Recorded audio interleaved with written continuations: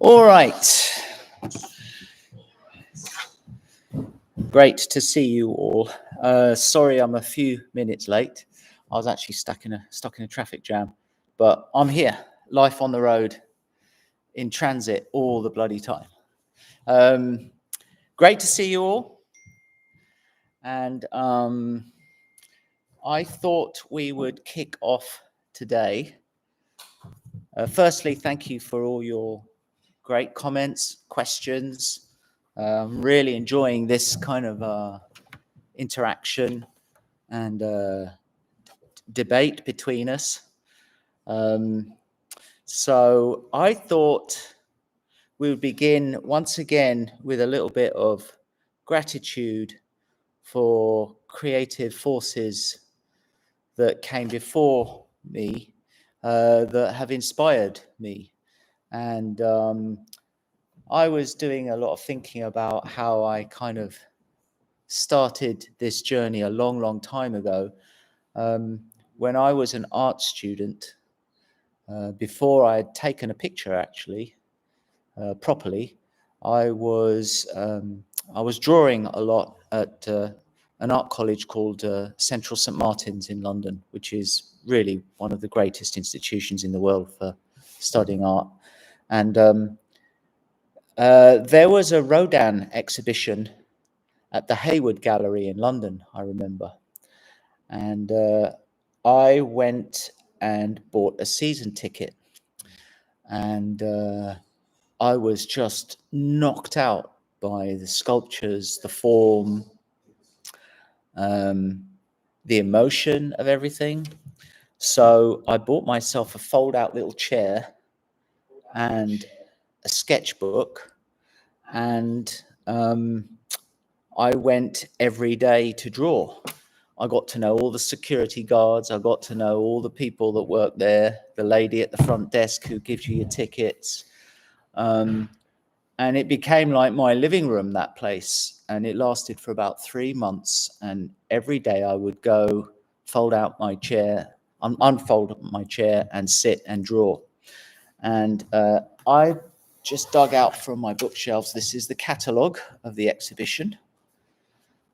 And it's at this show that I actually started to understand how the body works and form, and that it kind of, before I'd even taken a picture properly, as I say, it was really interesting to learn how light moves around something. And Rodan sort of exaggerates emotion by playing with scale. So you get these sometimes big hands, big elbows. There's real, it's not like necessarily stiff shapes. It's really like almost dance, but it's carved out of stone or formed in bronze. So I thought I'd bring with me one of my first sketchbooks. And this is to show you how I was, show you here, to show you how I was so interested in how the body works. And learning to draw every day, form, sculpture. This is a really nice landscape of a nude. Hold on. See that? So this is how I learned. And when I started taking pictures, it just felt natural that I will start. There's a nice bottom there. Another one. And this is one of my early portraits of, it's a bronze sculpture. Hold on, I've got to get the angles right. There we go. But it almost starts to look like one of the pictures that I hadn't yet taken for another few years. So the ideas start in your brain first, and then gradually they take shape. This is really beautiful. Look at that shape there. Hold on. Sorry, it's so big. So anyway, I thought that would be a nice way to kick off today, to say thank you, Rodan, for really inspiring just just a photographer to be, and so many other people. And if any of you ever go to Paris, go to the Rodan Museum, especially at this time of year, where the garden is filled with roses. There's a rose garden, and amongst all those beautiful flowers, you have all Rodin sculptures. And if you want some peace, and if you're ever lucky enough to go to Paris and you want to be inspired in a beautiful garden, that will bring you peace of mind and inspiration. So generosity, gratitude. Thank you, Rodan, for inspiring me. And actually, when you now look at my pictures, even the one I recently posted of James Gandolfini, the great James Gandolfini, you can start to see how he's basically a giant Rodan sculpture. Okay, Michelle is with me. Hello. I'm going to turn this around so you can see Michelle. Hey guys. And you can see Mike there running around in the background. All right, Michelle, so let's kick this off. What questions have we got? What comments have we got? I just wanted to first say, last time I know Terry had commented that our music in the background was a little too loud, but we do love ambiance, so we still got it going, but a little bit lower. So yeah, maybe Mike, bring it down just a bit. I hate to turn down Miles Davis, the great, but as Terry suggested, it's a bit loud, so let's look after Terry's eardrums and not create too much dissonance. All right, what you got? So just to kick things off, a question just about preparation. You know, what rituals do you have before a photo shoot? What are there routines that kind of get you in the zone? Rituals are really important, especially if you're dealing with a changing situation. You know, as I've said before, you never really know what you're in for. You never know what the person's going to be like. You never know what their entourage is going to be like, if they'll have an entourage. So it's a complete unknown. I mean, we might know a lot about someone if they're famous, but that actually doesn't tell us anything. You have to start from scratch as soon as they walk in. So I've found before we have, you know, the exact time someone's going to arrive, we have a big ritual in my studio. I like to be camera ready at least an hour before. Ideally, I'd like to be camera ready an hour and a half. So it just gives us time to everyone calm down. Sometimes we're really stressed, and if there's a great big panic of time and we're running late, it's a horrible scenario where you're still sort of setting up cameras and you're still sort of setting up equipment and doing light tests, and the person's probably just coming in the door. I hate doing that because that robs me of the time to get my mind ready and focused. And I often will begin a photo shoot in that situation a little distracted. So ideally, you have your setup done, and then you wait, and that time is magical. Calm down, concentrate, focus. Don't like people chatting too much. Newcomers to my team always think that this is some kind of time for everyone to have a chat, and that's often a distraction for me. So gradually everyone learns this is a magical time to pause, get some reflection, focus your attention, push your concentration levels way up. I normally pace up and down, and it's a funny thing because I'm sure you will know this when you're nervous or anxious or excited even, that's adrenaline. Now, adrenaline, as I've talked about this before, is a very powerful chemical change in your body, and you need it. It's a kind of survival chemical that kicks in to help you run faster if you're in danger, or I guess that's how we're built. But photography, it happens again. You get a shot of adrenaline, and if you don't, for me, I need to walk it off. So I don't like sitting still when I'm really nervous, because the energy just builds in your body and you get clumsy with it. So for me, I like to just pace up and down, walk 5 paces, turn around, walk another 5 paces, turn around, and I just pace up and down. And I'm basically walking off the excess energy that I have, so that I can kind of keep it at the perfect balance, ready for the action. But sometimes our subject is seriously delayed. Donald Trump was like, what, 4 hours, 4 hours late, because he was literally forming his cabinet around us that day in Mar-a-Lago. So it was like pacing up and down for 4 hours. If you push that too far, you actually burn out your energy, and when the person finally comes in, you're done. You're wasted.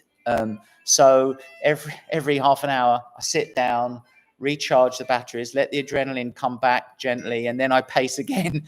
And that's one of the hardest things to get right, to be honest, to be match fit the moment someone walks in, and have your energy levels perfectly focused. I remember Prince was something like 8 hours late, and he was doing a sound check, and I built a photo studio backstage in Tennessee, I think it was. And we were in a massive auditorium, and I was like almost underneath the stage. And he had been doing a sound check that he was testing every single string of every instrument himself in the band. He was testing every drum, every cymbal. How does it sound? He went round and played everyone's instrument one by one, tuned every instrument. It was incredible. And it went on for hours. And I mean, I got to watch it, but I was also thinking, oh my God, yeah, being here is great, but I've got to be ready to capture Prince when he's ready. So I remember the hardest thing of that shoot was actually sustaining energy and concentration, because you never know when the person's going to come in. It can be any second. It was the same with Trump, right? We thought he's going to come in any minute. And you're looking for the signs in the room, when the Secret Service start arriving, when members of his cabinet start appearing as part of his entourage, then those are the signs that, okay, looks like action's happening. But it still doesn't really mean they're coming until they literally walk in the door. Anyway, pacing up and down, get your energy levels right so that you're not too distracted. Deal with your nerves and your anxiety, and use them, because if there's just the right amount, that's a very powerful force you can use as a creative tool to inject energy into the shoot. But if there's not enough, you will be weak. If you have too much, you'll be clumsy. So get it right. These are some of the hardest things I deal with. And last thing, before a shoot, is it's so lonely. I'm surrounded by the best team in the world. I really believe that. Like Michelle, Mike, my team, when we're on, we're like Precision Incorporated. But at that time, build up before the person walks in, it's a very, very lonely experience. And because in the end, I know I've got to it's up to this moment of, when do I press the shutter? And when is the person just perfectly expressing their humanity in a specific way? That's down to me, and that's a very lonely place to be. And dealing with that loneliness is horrible. It never gets easier. But then it all turns to joy after the person leaves. So what can you do? It's part of the course. Okay, Michelle, next question. Well, I just first wanted to just shout out, we've got people from all over. We've got someone from Bolivia, Santa Barbara, California, Chile, South Africa. So just a quick thank you for everyone. Wow, everyone. In all over. What an amazing community. Yeah. I mean, technology is amazing. It's got a dark side, but when it comes to stuff like this, it's amazing. So it's just so fantastic to have you all connecting. And I could talk for 20 hours trying to answer all your questions. but we never have enough time. So for those of you who we don't get to answer your questions, please do keep tuning in, and we'll always do our best to try and get to as many of you as possible. You know. Cool. I like this question from Kyle, who's with us live. He says, how do you navigate moments where power dynamics threaten to flatten authenticity? Can power dynamics threaten authenticity? Absolutely. And that this flips to the other side as well, because the photographer has a power dynamic. Photographers, when you're holding the camera, I mean, it's a very powerful thing, because whoever is sitting for you generally feels a little vulnerable. Now, that's something that we must never abuse. And it's so easy to abuse it, because you feel it. It's seductive. But the most awful thing we could ever do would be to abuse what little power we may have when we pick up the camera. So it's a power to be used for good. And you have to transform that power dynamic of subject feeling vulnerable and photographer feeling overconfident. You have to reverse that. So photographer becomes humble and curious. Subject becomes empowered, comfortable, and expressive. And only when that dynamic starts to take shape do you get this beautiful process. It's like transference of power, where your subject starts to feel comfortable in this environment, and they can actually express themselves without judgment. And when that happens, then you get moments of authenticity. And those are the moments we all live for. Those are the moments we all live for. I'm going to try to, let me look at some of my pictures to see if I can tell you of a moment, because I forget what I've shot, folks. I must be getting old. I mean, for instance, when I worked with Adele, that's an interesting one. Did I talk about Adele before? No. So she came, we met in a studio in London, and she had recently had a baby, this beautiful little baby boy.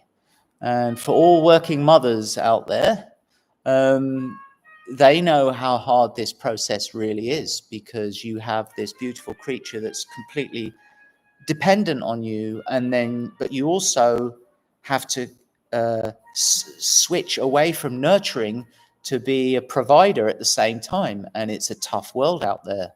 So Adele was probably juggling this balance. I mean, of one of the world's greatest pop stars at the time, and dealing with the overwhelming process of becoming a young mother.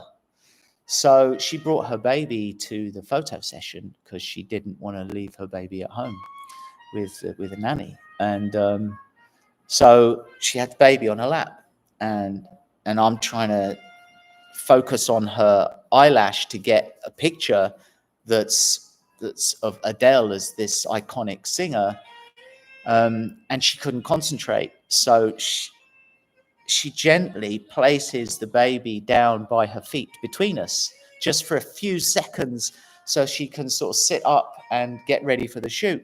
And she's trying to be Adele in front of the camera. And all of a sudden, her baby starts to squeeze her ankle and playing with her foot. And while as soon as she feels the pressure of his fingers on her, around her foot and her toes, her face switches back to the soul of a young mother, and I caught it on film. And it's one of my favorite pictures because it is of one of the world's greatest performers, but actually it's the soul of a young mother, and it's the contribution of a little baby boy playing with her foot while she's trying to have a picture taken that actually made that happen.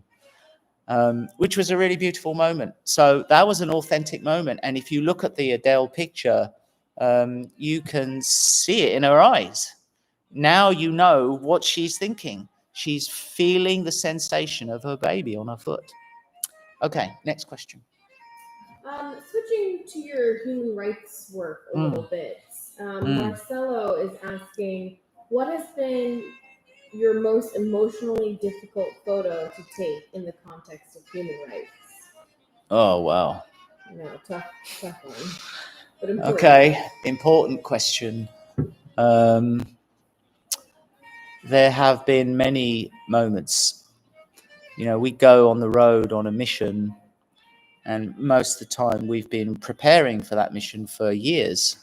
We had to raise the money, or we had to do research, or we had to, talk to security teams before we leave if it's a stressful place, or build a network of partners who trust us. So, all that build up, recruiting the team, booking the travel, and then suddenly you're on the road, and all that production, all that research becomes real. And then you find yourself in a situation that's highly charged with emotion and human experiences and people's vulnerability. Of course, the most important thing in these situations is the professionalism of the team, that we've got our tasks organized and tidy so that there are no distractions, but also compassion from the team as a whole, so that we are all respectful of someone's feelings. And you've got to imagine anyone who walks into our set that we may have built in different locations around the world, most of the people have paid a heavy price for their support of human rights who we photograph in those situations. So they have experienced great pain and sacrifice. And we have to be very respectful of that. I remember, Mike, can you turn down the music a bit more? Because this is not the right moment to be listening to comfortable jazz. So I remember we were in, I can't remember all the details because I wasn't prepared for this question, so I haven't done my research, but I'm going from memory, so please forgive me. But the gist of it is we were in Mexico, crossing the border between Arizona and Mexico. And I had an appointment. Michelle, maybe you can help me, Femina. So I had an appointment to photograph this lady, and her name was Femina. She was an undocumented immigrant, and she had crossed over the border in the USA. This is a very topical subject, actually, right now, with immigration. And she came from a small village across the border, and I believe she couldn't feed. She had a son. She couldn't feed him. They were very poor. They were dealing with gang violence. So she left. She made the terrible decision to leave her son with her family member, and she crossed over the dangerous journey across the Sonoran Desert into America to try and get a job as a cleaner. And then she would raise money from getting a job as a cleaner and send it back to him to help feed him. And eventually her idea was to save enough money that she would return with a larger sum after a year or two, and they'll have a better future. Her son was about 10, I think, 10. 13-year-old at the time. 13 at the time, Omar. And what she underestimated was that Omar would be devastated without his mum. So every day he would try to contact her saying, I want to come and see you. I want to join you. And she would say, it's too dangerous. You can't cross on your own. And the pressure, emotional pressure, got worse and worse for her. So in the end, she reluctantly agreed to him coming over to cross the border to join her. They found a neighbor in the nearby town where Omar was living, who also wanted to make the dangerous crossing. So she decided to escort him and go with him. So Femina, by that stage, had saved, I think, $700, something like $800, and so she sent all her savings over back home, and with that money, they were able to hire what do you call it? A coyote to sort of trafficker to travel with them over the border. A group of about maybe 15 people is normally the size of the group. 10 to 20, I think, is the size of the group of crossing. And the young boy and the neighbor were in that group. So they started crossing. The date was set. Femina was told that, in 2 days' time, she'll be reunited with her son, and she was very excited. They started to make the crossing, and of course, they're never prepared for the heat in the Soranan Desert. It's over 100 degrees, 115 degrees, and they're never carrying enough water. Anyway, the neighbor who was escorting the young boy, she started to suffer from heat exhaustion, and she got dizzy. So the trafficker wouldn't wait for her because she was slowing down the group. So he said, you wait here by this rock underneath this bush, and the next group will come and collect you. We have to carry on. So the young boy didn't want to leave her behind because they were friends. So the young boy stayed to keep her company. A day went by, 2 days, 4 days, no news from Omar. Femina, his mother, starts to get deeply concerned. 6 months went by. A year went by. I think it went more than a year. 3 years later. 3 years later. And eventually she was contacted by a small organization that's attached to one of the city morgues in Arizona to say that tragically 2 human remains were found under a rock, one of a woman, one of a young boy, and they had identified it as her son. So the day Femina found out about this was the day I was supposed to be taking her picture. We didn't know that she would get that news that day. We were just going to photograph someone who had made the crossing themselves.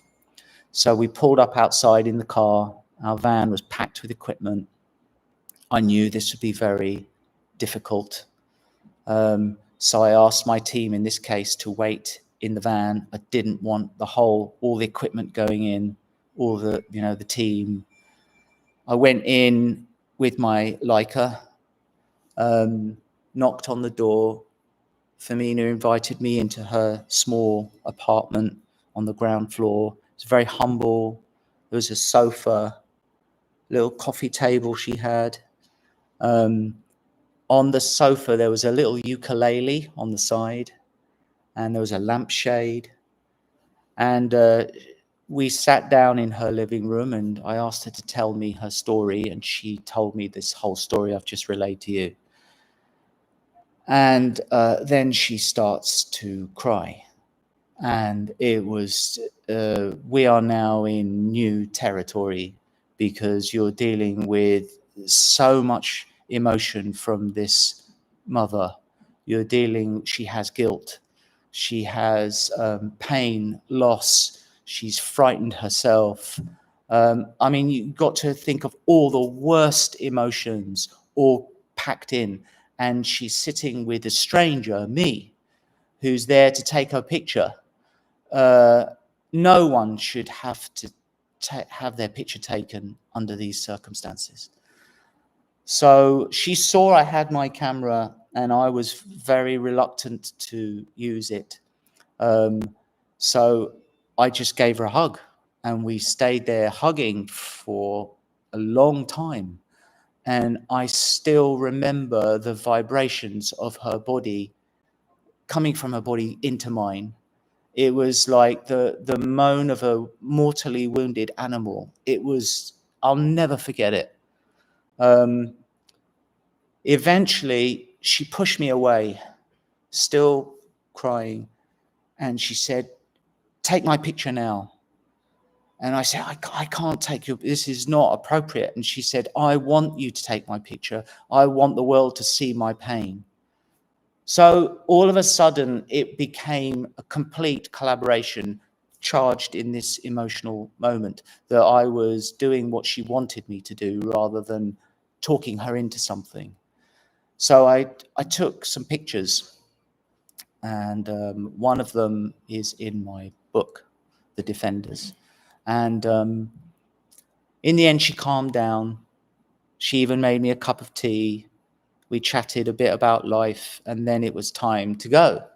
And as we were, I said, I want to thank you for your hospitality, and I promised I would deliver her story in an appropriate way. And she showed me to the door, and as I looked back at the sofa, I saw the ukulele there. And I said, "You play the ukulele. What songs do you play?" And she said, "Oh, that's not mine." She said, "I bought it for my son as a welcoming home present." And then she said, "No one will ever play that ukulele." So the ukulele, I noticed afterwards when I got back to my studio and started editing the material, the ukulele is in the background in sort of shadow. You can just see it. And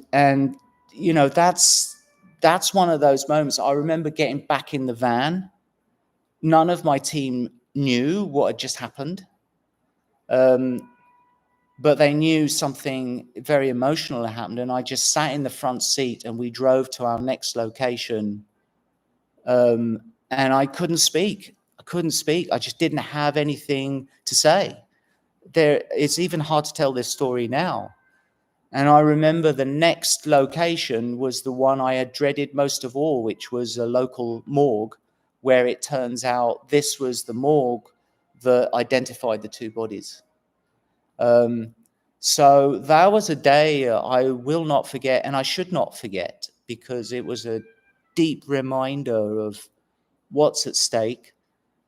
And those pictures, in the end, helped kickstart a conversation in America about immigration. And unfortunately, I fear it was too late, because there were so many powerful forces that used immigration as a political football. But this was a crisis that was going on during the middle of Obama's term of office. So it goes way back. And no one at the time really wanted to talk about it. I had to persuade lots of people to publish these pictures, and it took me almost a year after that to persuade them to get published.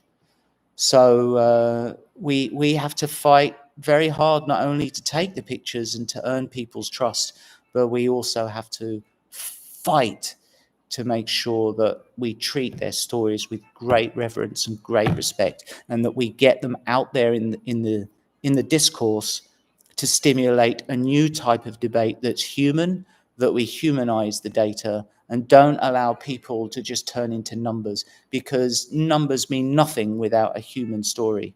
And people are not numbers, And this was a very real story, and I think it's the kind of tragic story that we see again and again, all the time. Okay, so Yeah. next question. That was a heavy one, but we're here to be honest, so that's what it is. Yeah. And actually, David Palermo in the chat said this is such a great story for what AI cannot capture.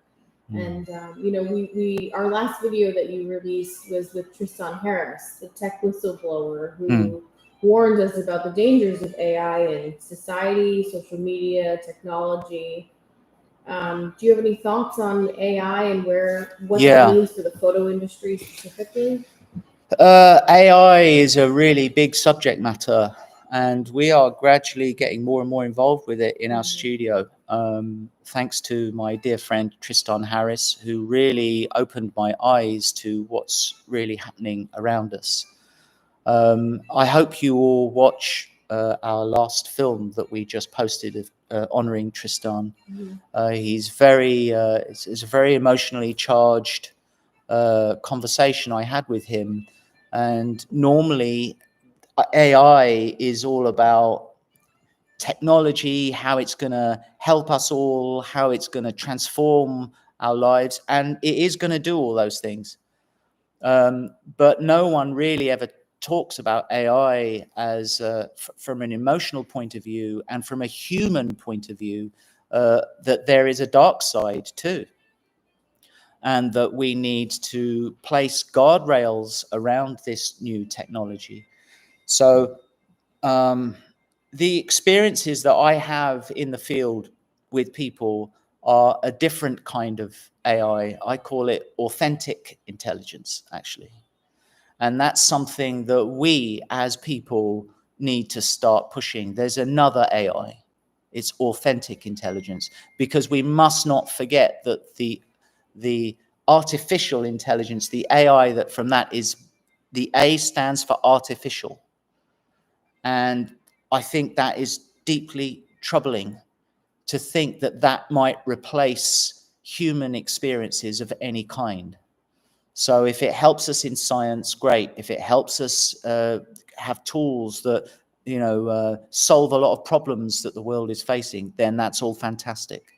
But for a moment, no one must think that this is some kind of a replacement of the soul, of the feeling of humanity itself. Those are the things that we live for, we die for. And I think we're just beginning a battle. So I'm very interested in this, and I'm going to be focusing a lot more on AI.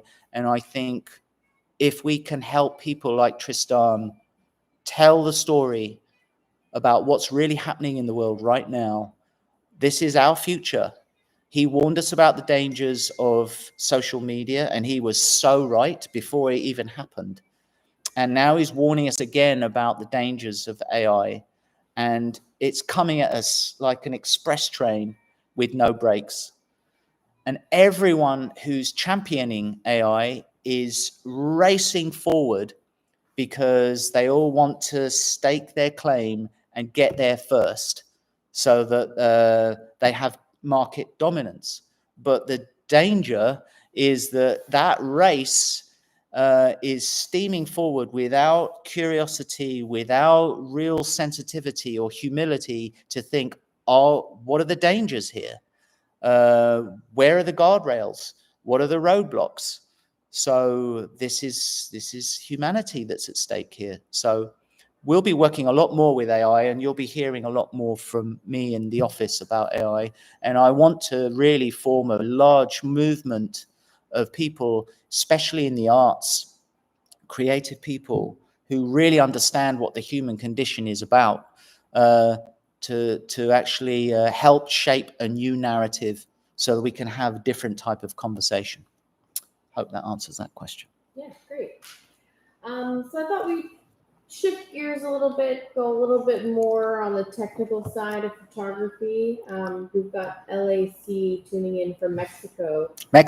And they're wondering what your basic setup you have on hand for a location shoot, and how do you kind of keep your set flexible on the go? I may have said this when I was at art college and I started taking pictures in the photo studio at St. Martin's in London. After about a year, it became my domain. I was the only one in there all the time, and that was my place. Eventually, some ridiculous person in management at the college decided that's a waste of space. So they turned it into a common room for the film department. And I remember I came in one morning ready to take pictures, and my studio had gone, and there was a bunch of sofas there, and there was all these film students sitting around having a cup of tea, and I went nuts. I think Jarvis Cocker was one of them, because he was a year or above me or 2 years above me. So they're all lounging in my space. I said, "What are you doing in my room?" Anyway, I was furious. So I went to the bosses of the college and I said, "You can't take the photo studio away." So they said, "Well, we've got a problem with space." And they said, "We'll make a deal with you. We'll give you the closet attached to the canteen, and we'll clear out all the sort of, water bottles and, coffee machines in there, and we'll put you in there." So I went and had a look at it, and it's like a tiny little box room. Like, it was something like 5 feet by 5 feet. So I was gutted. And then I thought, well, this is all I've got. So I figured out a way. I painted the walls black either side. I painted the back wall white, or maybe I cut a seamless in half and I put paper there. And I just had enough room when the door was closed behind me to put the light literally behind my head. And it was such a confined space. But I started to find that when I invited people in to sit in this confined space, it was magical. It was much more intense. And the light source was literally jammed above my head, coming straight down, because there was no room to put it anywhere else. And it's only room for one light. So one light, dark on the sides, created really nice sculpting on the form of the face, which goes back to Rodan, because the dark and the light tells us the form. And then confined space to harness that energy between me and my subject created this intensity that was magical. So gradually that became my setup. And when I left college, I thought, well, I'll just keep it because it works. And when I started taking pictures on location, I didn't have an assistant in those days. So it was literally everything I could carry in a backpack on my back. One light. I would have these 2 little black things that I would put on the side, flags. I would have a fold-out white background in those days because I couldn't carry a seamless as well. And it was the same setup. And now I'm still kind of shooting the same structure after all these years because it really works. And I still have this funny feeling that if there is a door open in the room where we're working, I always like it closed, because I feel like if the door is open, the emotional energy is going out the door. So I like the door closed, and it reminds me of when that door was closed in the closet, that we had this confined space. So sometimes our restrictions, our problems become our victories, because if we are inventive, someone puts a problem in front of you, a creative mind thinks, okay, well, this is a problem, but maybe if I can solve this problem, it turns into a victory I would never have experienced. So I want to thank the bureaucracy at St. Martin's in those days for underestimating the power of a creative mind. So, and to the film students, to Jarvis Cocker, who won't ever remember me, he used to pour me coffee in the canteen.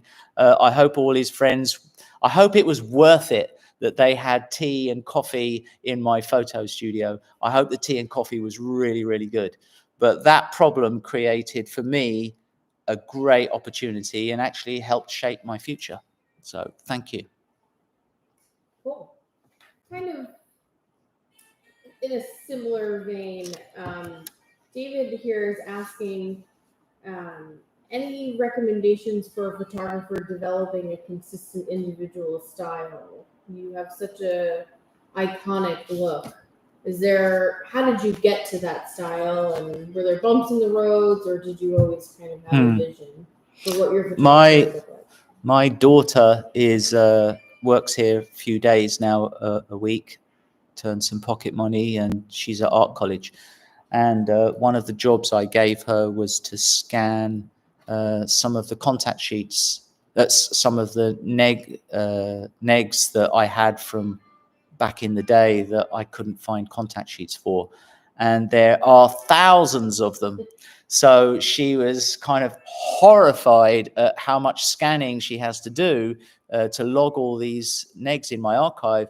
But I think it was also shocking to see how much I've shot. Now, you know, the volume again and again, and the same thing, it turns into something. You have to work it out of your system. And I'm listening to Miles today, as always, when we're concentrating in the studio, because Miles Davis said it took him years to be able to play like himself. And although music is very different from photography, the concept is the same of being an artist. You have to absorb amazing things like this. My library upstairs, one day I'll do a tour of all my books and I'll start pulling stuff out for you upstairs, because my library is really something that is, I've kind of memorized almost every page in my whole library. So you have to absorb so much stuff, but then you've got to do something with that. So you have to work it out of your system again and again and again. And gradually, all these influences work their way in, and then they work their way out. And slowly, by doing that and be dedicated to your craft, you start to take your own pictures. If you can't keep faking someone else's ideas again and again and again, eventually that gets it disappears, and so you can't help but start using your own ideas. But all those influences make your ideas richer, color, form, shape, and all your influences kind of turn into a soup that goes around in your brain, and eventually that you become your own person. But that only happens when you take picture after picture again and again. I must have taken millions of pictures by now. I don't even want to think about it. But it's the only way. It's the only way. And after a while, ask a tennis player, someone at Wimbledon at the highest level, or any athlete, they'll be the same. They know the routine so much. They've worked with trainers, coaches, but in the end, it's them that really turns it into the magic at that specific split second. So that comes from training and dedicating a life to it. So shoot a lot all the time. It's my advice, and it will happen naturally. Cool. Next. I think we got time for one more. So Okay. just kind of looking ahead, your viewers are wondering if you can give us a sneak peek of what's coming in June. Yeah. Okay, folks, we've got some heavyweight stuff coming up for our next big film launches in June. Yep. So I think June the 20th. June the 20th is World Refugee Day. Is World Refugee Day. This is a really big subject in the world right now, and it has been for a long time, but it could not be more and more potent today. So was it 2 years ago we made this? We filmed it in 2022. We filmed this in 2022. I collaborated with a friend of mine, Filippo Grande, who is the High Commissioner for Refugees at the UNHCR, United Nations Division for Refugees. And another dear friend of mine, Dilly, who's a film producer, who was working with him at the time, brought him to my studio for a photo shoot. And I took his picture, and we had a very meaningful and poignant conversation about the dynamics of human nature. And he talked about, he said something to me that was very profound. See if I can remember this. What was his statement, Michelle? Can you remember? Oh yeah, the instinct of a human being is to be nervous around a stranger. But once you know the stranger, that open hand of friendship is easy to extend. That's what he said. And that for me was one of those moments. Boom. Our job is to break down the barrier of stranger and turn that into friend. He then went on to talk about the struggles he's having, trying to persuade heads of state and government around the world to take refugees who are fleeing from horror stories around the world. So he said one of the biggest challenges is storytelling and being persuasive. So we decided to partner, and Dilly was an incredible support system for us. And she worked closely with Michelle, and we researched all around the world where would a big group of refugees from different places be, and we decided Turkey was the best place, Istanbul. So we recruited the team. We all went to Turkey. UNHCR helped fund it, and we partnered with the People's Portfolio. And we went on the road, and we filmed and interviewed so many amazing people who are refugees from all around the world. Young women from Afghanistan, people from Iraq, from all around the world. And it was an extraordinary experience. We built studios in different cities. We came back. I worked on the material for a long time, and I've turned it into a really beautiful film. And it's honoring the values of all these people from around the world. And I consciously did not ask them where they're from.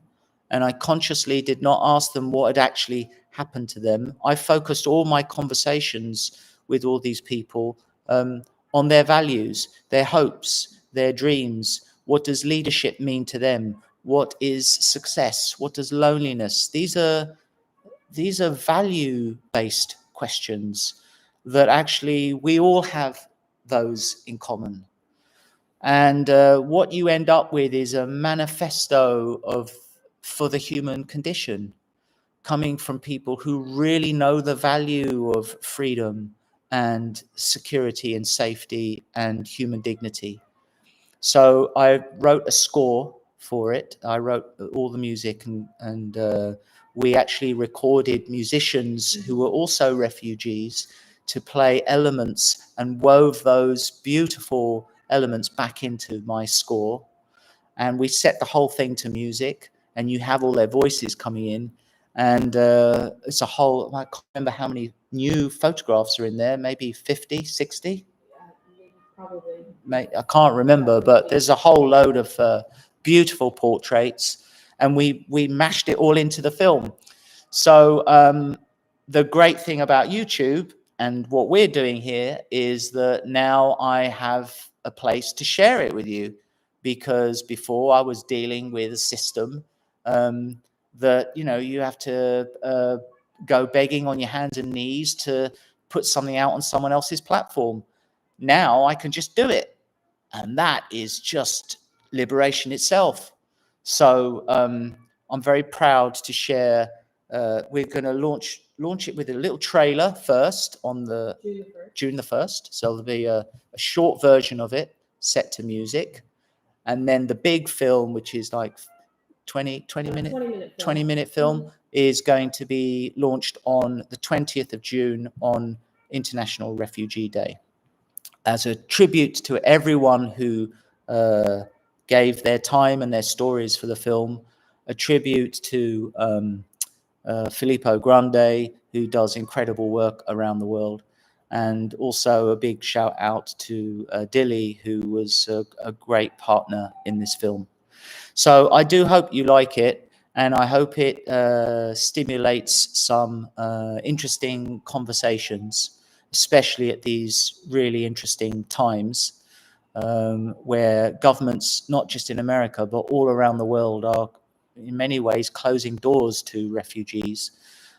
Meanwhile, there is a refugee crisis growing every day. So again, it's a great privilege to be in the position where we can raise these issues, but not as a bystander, to actually have the voices of the people who have experienced these challenges in life, to amplify their voices and bring them to a much broader audience. So I think I'm very proud of this film, and I'm really excited to share it with you. And I'm actually glad we have never released it officially. We launched it at Davos to great fanfare, but that's the elite, and now the power brokers. So in that place, it was launched there to persuade people who have responsibility and power to think differently.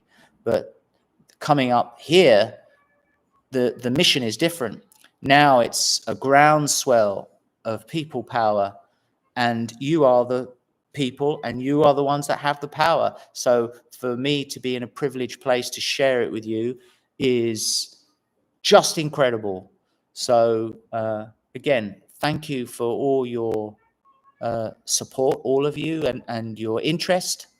But this is a celebration that we're going to have next month, and these people have suffered, and they are victims. But here they're not seen as victims; they're seen as victors, because they stand strong and they want to share their story and their ideas with you, and they don't want to be a stranger to you. They want to be your friend. And I think if we can break those barriers, we're onto a good thing. So I think that should we round it up there? Yeah, I think that's our time for today. So thank you all again for all your Thank questions. you. And thank you, Michelle. Thank you, Mike. And thank you, all of you. Yeah, come in. Let's come in. So thank you, everybody. We're building this. We're humble. We're happy to start from scratch. And in time, this thing is going to be massive. But as always, earning people's trust and respect is the most beautiful part of the process.